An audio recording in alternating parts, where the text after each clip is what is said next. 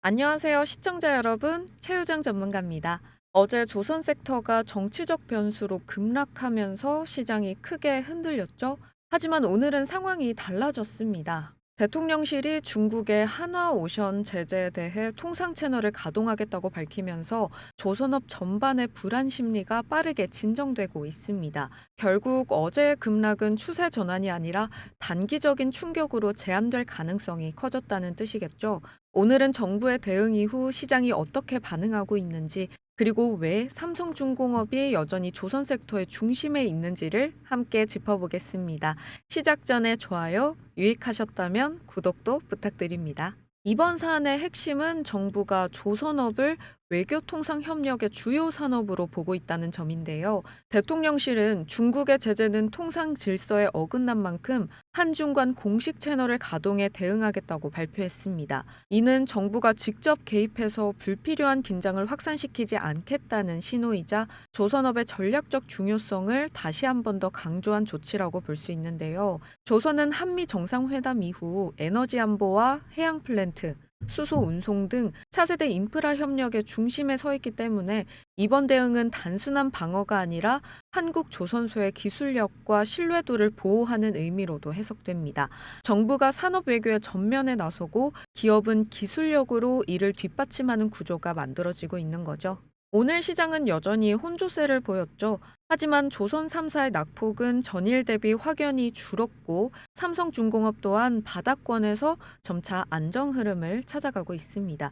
이건 단순한 반등이 아니라 시장이 정치적 이슈와 실적 흐름을 구분하기 시작했다는 의미인데요. 다월 투자증권 분석에 따르면요, 신조 성과지수는 소폭 조정됐지만 여전히 고점 부근을 유지하고 있고 LNG, 암모니아 운반선 발주도 꾸준히 이어지고 있습니다. 결국 업황의 기본적인 체력은 여전히 견고하다는 뜻이겠죠?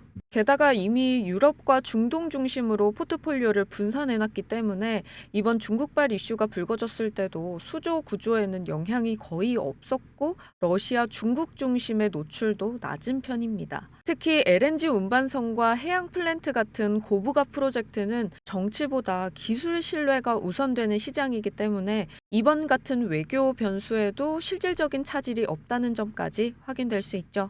또 한 가지 주목할 부분은 생산 효율이 개선됐다라는 건데요. 삼성중공업은 자동차 용접 시스템과 AI 기반 도장 라인 등 스마트 야드 기술 투자를 꾸준히 확대해 왔습니다. 이 덕분에 단가 경쟁이 아닌 생산성과 품질 경쟁 중심의 체계로 전환되고 있는데요. 결국 단순히 배를 많이 짓는 기업이 아니라 더 높은 마진으로 안정적인 수익을 내는 기업으로 체질이 바뀐 거죠. 이번 사태를 단순한 위기보다 체질을 증명하는 과정으로 보는 이유가 바로 여기에 있습니다. 정치적 이슈는 시간이 지나면 소멸되지만 수주, 선가, 환율이 함께 유지되는 구조에서는 실적 방향이 변하지 않습니다. 시장은 그 변하지 않는 숫자를 다시 보기 시작한 거죠. 어제 급락은 이미 진정 국면에 들어섰고 이제 시장의 관심은 다음 발주와 실적 확인으로 옮겨가고 있습니다. 삼성중공업은 올해 수주 목표의 약 80%를 이미 달성하면서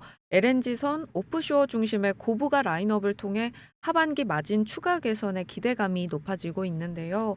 게다가 앞서 말씀드린 원달러 환율은 1,420원대를 유지하고 있는데요. 달러 기준으로 계약되는 삼성중공업의 매출 구조상 환율 상승은 곧 이익률 개선으로도 이어집니다. 같은 매출에서도 이익이 더 커지는 구조인 거죠. 단기적으로는 여전히 변동성이 존재하겠지만 중장기적으로 실적이 가시화되면서 시장은 정치 뉴스보다 펀더멘털이 확인되는 기업으로 이동할 가능성이 높습니다. 그 중심에 여전히 삼성중공업이 있습니다. 오늘 영상이 도움이 되셨다면 좋아요와 구독 꾹 눌러주시고요. 앞으로도 근거 있는 데이터와 명확한 시각으로 여러분의 투자 판단에 힘이 되는 분석 전해드리겠습니다. 지금까지 최우정 전문가였습니다. 감사합니다.